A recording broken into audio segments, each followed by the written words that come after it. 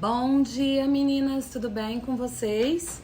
Eu espero que sim, espero que hoje já tenhamos começado, né, ali com a disposição de aprendermos mais um pouquinho aqui no livro de Romanos, na carta aos Romanos. A gente tem visto, meu Deus, que Romanos realmente ele mexe muito com a gente. Eu espero que esteja mexendo com vocês. E a gente chega aqui no capítulo 7, que é o nosso capítulo, né? O nosso foco de hoje.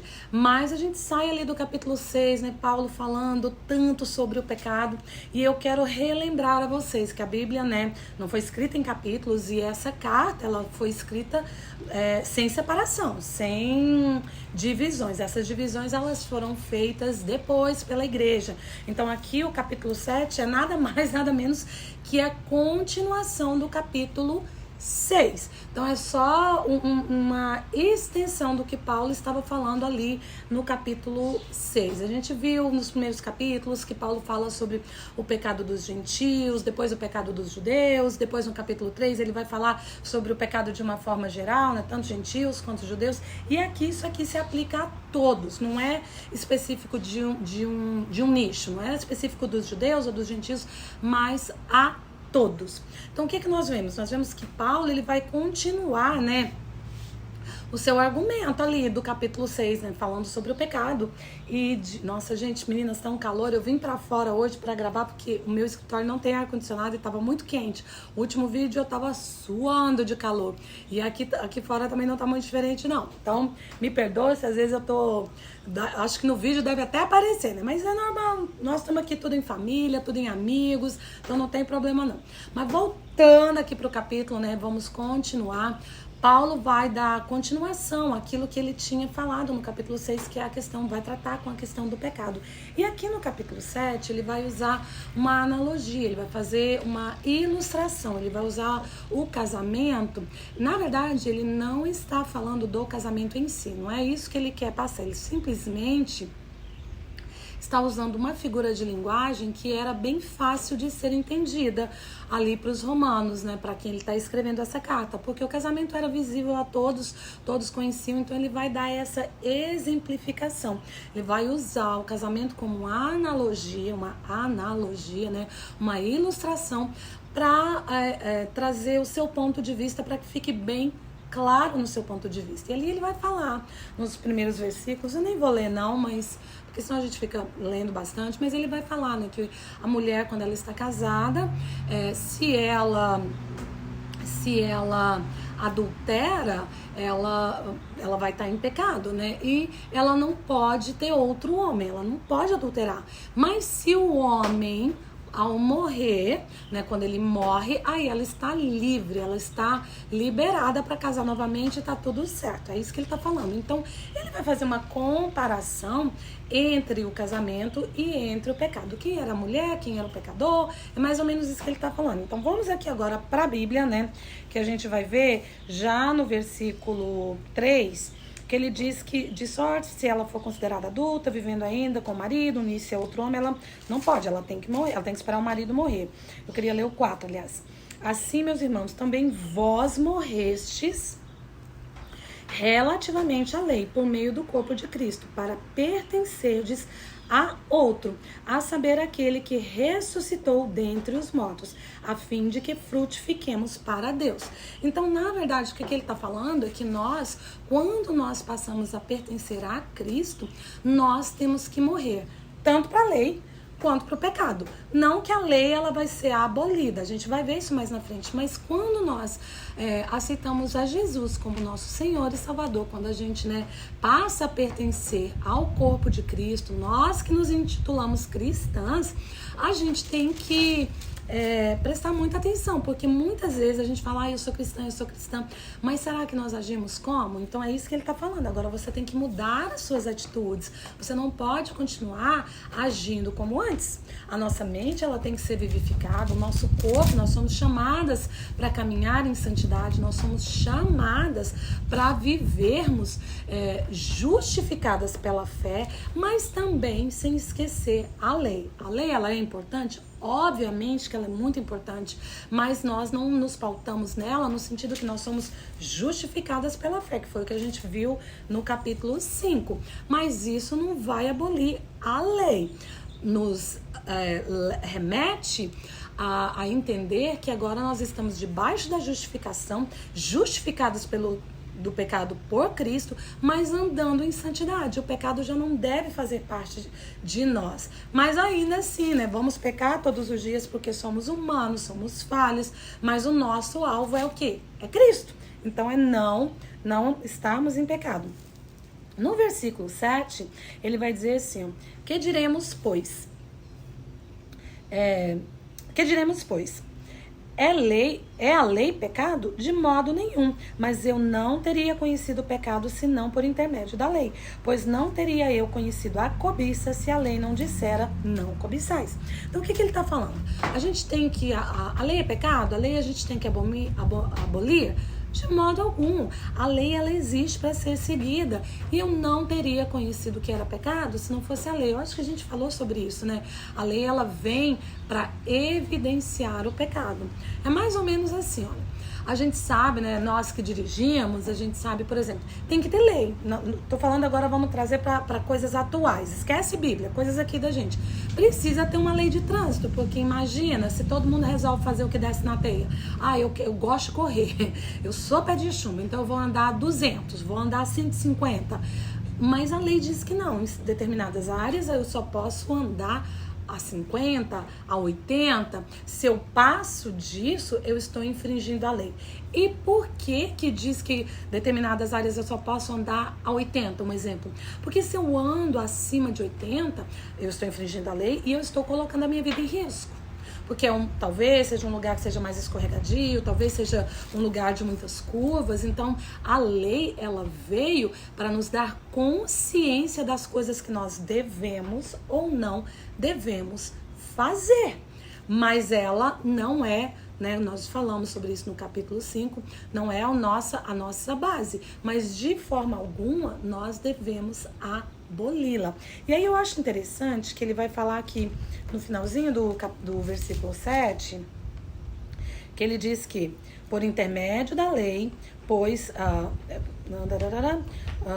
mas eu não teria conhecido o pecado se não fosse por intermédio da lei, pois não teria eu conhecido a cobiça se a lei não dissera não cobiçais. Eu acho interessante porque de tantos mandamentos, né, o que o Paulo está querendo dizer aqui é que a gente tem ainda, né, que nossas vidas, elas têm que ser pautadas no mandamento. O Antigo Testamento, ele é importante, ele é de suma importância. Eu sei que muita gente diz, não, isso aí já não está em voga mais não, já era, já passou. Mas não é verdade, não é verdade. Mas eu achei interessante que ele coloca... ele poderia ter falado, não matarás, não roubarás, não adulterarás, não... sei lá. Poderia ter falado qualquer outra coisa, mas ele usa um que é muito difícil de ser visto. Porque se você mata, dificilmente a gente, né, ainda mais hoje com a ciência, com tudo, né, teste de DNA, dificilmente um crime fica... encoberto ali, ninguém vai saber, ou se você adultera, pode até passar por um tempo, mas eventualmente isso tudo vem à tona. Mas a cobiça não, a cobiça é algo que só nós e Deus sabe. Então o que ele está falando aqui, porque Paulo era fariseu, lembra que Paulo era fariseu, e para os fariseus, eles seguiam a lei à risca, eles não podiam adulterar, eles não podiam isso, eles não podiam aquilo outro, mas lá dentro o coração estava cheio de impurezas, eles pecaram tanto no íntimo deles, que para Deus não fazia diferença. Olha, você é tão pecador quanto quem mata, você é tão pecador quanto quem rouba. Mas na cabeça deles, se não está sendo exposto, tá tudo certo. Tá tudo certo, eu não estou matando, eu não estou roubando. Mas era cheio de cobiça. Então eu achei interessante que Paulo usa logo a cobiça, porque eu, por exemplo, se eu mato, se eu roubo, o meu pecado vai ficar evidente. Mas se eu cobiço, você não sabe. Você não sabe. Às vezes a gente até dá umas pistinhas, né? Mas na maioria das vezes a gente faz as coisas tão bem que só Deus E nós sabemos que nós estamos pecando, que nós estamos cobiçando, que nós estamos com inveja, que nós estamos mentindo. Então, mesmo que o outro, né, mesmo que você aí esteja me olhando, eu vou usar eu como exemplo para ficar bem explícito. Mesmo que você esteja olhando, pensando, nossa, ela é tão santa, ela é tão pura, mas eu e Deus, nós sabemos dos meus pecados. Eu e Deus sabemos onde eu tenho falhado. Eu sei onde eu tenho falhado e eu sei que eu tenho que mudar em algumas áreas da minha vida, e eu sei que é uma cobrança que nós vamos ter que levar, apesar de nascermos de novo. Nós ainda, Paulo vai falar agora mais à frente, a luta que é da nossa carne contra o pecado. E mesmo aquele pecado que ele não é evidenciado ao outro, ele é evidenciado para mim e para Deus. Porque eu posso mentir para vocês, eu posso passar uma imagem de muito pura, de muito santa, mas Deus sabe dos meus pecados, Deus sabe das minhas falhas, Deus sabe, e não só Deus, eu também sei, eu também tenho consciência disso. E agora a gente vai ver aqui, né? Então Paulo, ele tá explicando isso. Olha, eu acho que eu nunca tinha parado para pensar na questão, por que Paulo não usou outro exemplo? E agora, vendo Paulo falar da cobiça, me fez pensar exatamente nisso, que a gente vive uma capa, né? A gente veste uma capinha de anjo, de santidade, que não é verdade. Todos nós pecamos e todos nós carecemos da glória de Deus para nos purificar. Somos justificados por Jesus, pela fé, né, pela graça mediante a fé, mas é uma luta diária, que nós travamos contra, né, a nossa carne contra o nosso espírito. E é exatamente isso que a gente vai ver aqui nos versículos 14 para frente. Porque bem sabemos que a lei, ela é espiritual. Eu, todavia, sou carnal, vendido à escravidão do pecado. Porque nem mesmo compreendo o meu próprio modo de agir, pois não faço o que prefiro, e sim o que detesto. Ora, se faço o que não quero, consinto com a lei, que é boa. Neste caso, quem faz isto já não sou eu, mas o pecado que habita em mim. Porque eu sei que em mim, isto é, na minha carne, não habita bem nenhum. Pois o querer, o bem está em mim, não, porém, efetuá-lo. Porque não faço o bem que prefiro, mas o mal que eu não quero, esse eu faço. Então, o que Paulo está falando aqui? Ele está falando que a lei, ela é boa, mas a nossa luta, a gente luta contra a nossa carne. A nossa carne, ela é tendenciosa a querer fazer coisas maus, a querer fazer coisas ruins, sabe? A querer nos distanciarmos do propósito de Deus, né? Querer andar, aí você pode falar, andar em pecado. Ai, mas é aquilo que a gente falou lá no capítulo 5. Ai, mas eu não peco não, eu não mato. Gente, vamos parar de hipocrisia, nós pecamos. Nós pecamos quando nós falamos coisas que não devemos falar, nós pecamos quando nós vemos pornografia, quando os nossos olhos veem coisas que não devem ver, quando a gente mente, quando a gente faz fofoca, quando a gente... É tanta coisa, são coisas que às vezes passam imperceptíveis, mas na medida que nós vamos caminhando com Cristo, aí é essa luta que Paulo está falando, porque a carne, ela é fraca, mas o Espírito, ele está pronto. Aí me faz lembrar de Jesus, né? Mateus 26, 41, 42, que Jesus diz que orai, vigiai, porque o Espírito está pronto, mas a carne, ela é fraca. E é essa a nossa realidade. Nós fomos lavados, remidos, ele levou sobre si os nossos pecados, levou sobre si, mas ainda recai sobre nós a nossa humanidade, a nossa natureza adâmica, que a gente vai querer fazer coisas, como ele disse aqui, o bem que eu quero, nós queremos. Eu quero andar em santidade, eu não quero pecar. Deus sabe que eu não quero, mas todos os dias eu peco. Todos os dias eu erro. E eu sei que você também é. Eu sei que você não é diferente de mim. Eu tenho certeza disso. Porque é uma luta entre nós, entre a nossa carne e o nosso espírito. E se nós não nos damos conta dessa luta, aí o que isso nos diz? Nos diz que a nossa carne, ela está vencendo. Porque se você é dessas que acha, eu não tô pecando não, eu tô bem, eu tô ótimo. Então eu tô trazendo notícias ruins, né, desde lá de Romanos 5, então você não está conectado a Deus. Não está.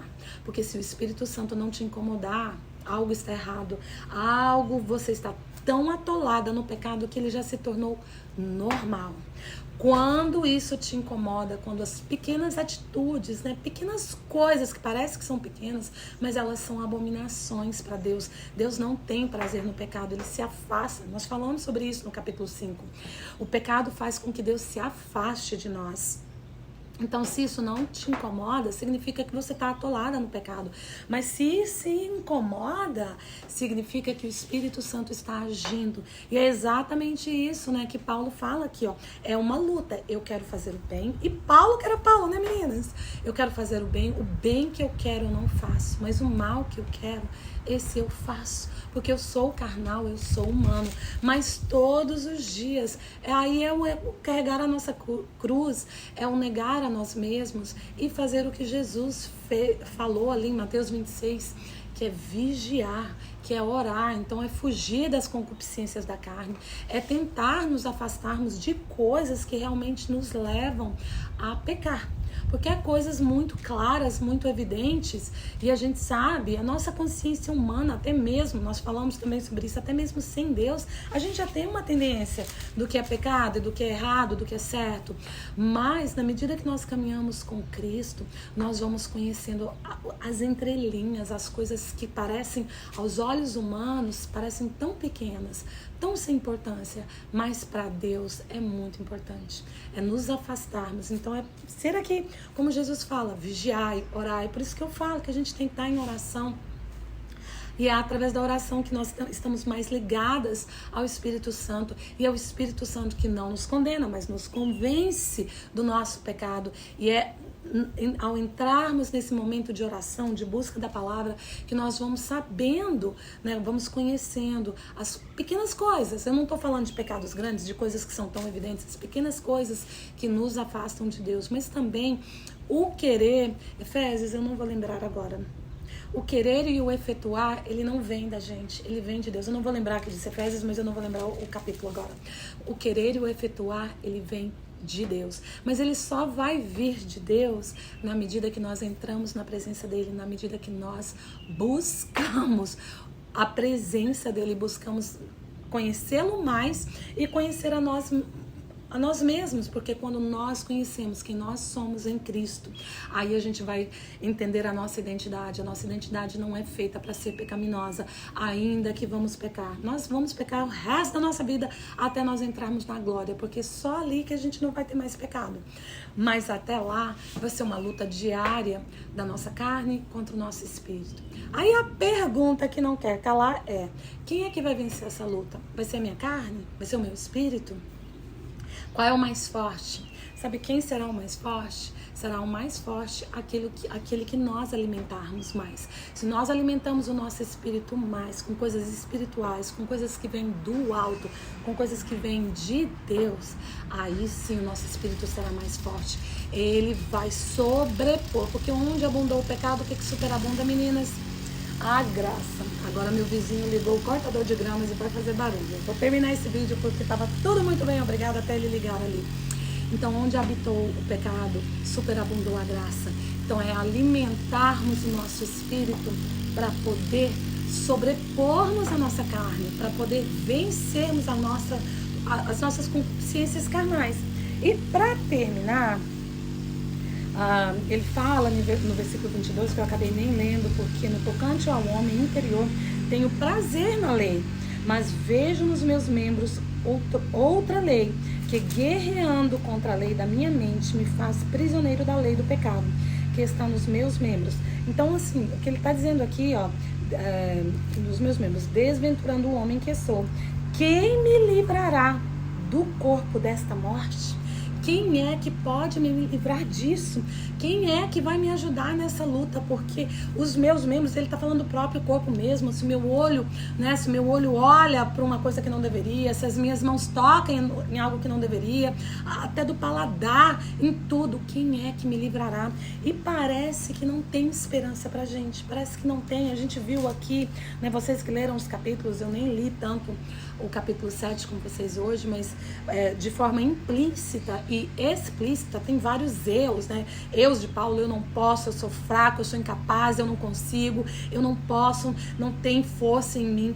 Parece que não dá, mas ele vai responder a essa pergunta aqui no versículo 25, que ele diz assim: graças a Deus por Cristo Jesus, por Jesus Cristo, nosso Senhor, de maneira que eu de mim mesmo, com a minha mente, sou escravo da lei de Deus, mas segundo a carne da lei do pecado. Então, graças a Deus, ao nosso Senhor Jesus Cristo, nosso Salvador, que faz tanto querer quanto efetuar, vem nele. Então a gente termina aqui no capítulo 7 parecendo que o pecado ele sobrepõe, mas aí a gente vai entrar no capítulo 8, que aí vocês vão ver que capítulo maravilhoso, que vai falar da graça de Deus e que nos dá, né, a chave da vitória sobre esse pecado. Então, graças a Deus pelo nosso Senhor Jesus Cristo, pelo seu Espírito Santo, que se eu alimentar nos meus momentos de oração, na minha busca da palavra, no negar a mim mesmo, no dizer: Senhor, hoje, né? Aí vai parecer igual os alcoólicos anônimos: só por hoje eu venci, só por hoje eu consegui, porque amanhã é outra luta, amanhã é um outro dia, mas se eu alimento o meu espírito, ele será mais forte do que a minha carne. Então, meninas, hoje nós terminamos o capítulo 7 ao som do meu vizinho aqui com o cortador de gramas, desculpa. Mas que a nossa oração, né, seja para que nós tenhamos o espírito alimentado, fortificados, para que nós possamos realmente vestirmos da armadura de Cristo, para vencermos diariamente, ao tomarmos a nossa cruz, orarmos, vigiarmos, buscarmos na palavra, para sermos fortes e vencermos as concupiscências da carne, vencermos o pecado que nos convida todos os dias. E é prazeroso, porque é prazeroso, não é ruim não. Muitas vezes é tão prazeroso e a gente acaba cedendo. Mas se nós fizermos como Jesus nos ensinou, nosso espírito será mais forte e nós conseguiremos vencer. Isso não na sua totalidade, absolutamente. Aqui não estou pregando não seremos como fariseus, né? Olha, eu sou perfeita. Não seremos jamais, mas cada dia, nosso espírito fortalecido, venceremos ainda mais. E eu convido a você a não desanimar, porque amanhã a gente entra no capítulo 8 e entenderemos um pouco mais sobre a graça de Deus sobre as nossas vidas, tá bom? Então que você tenha um dia abençoado, fortalecido, que o seu espírito seja fortalecido no Senhor, na graça de Deus, que nos capacita a vencermos todas as nossas lutas, todos os nossos pecados, a fortalecermos o nosso espírito e a sobrepujarmos a nossa carne, porque maior é aquele que está em nós do que aquele que está no mundo. Amém? Deus abençoe o seu dia. Fortaleça-se na presença de Deus, que Ele seja o seu escudo, a sua busca diária, para que o seu espírito seja fortalecido diariamente nele. Amém? A gente se vê amanhã aqui em Romanos 8.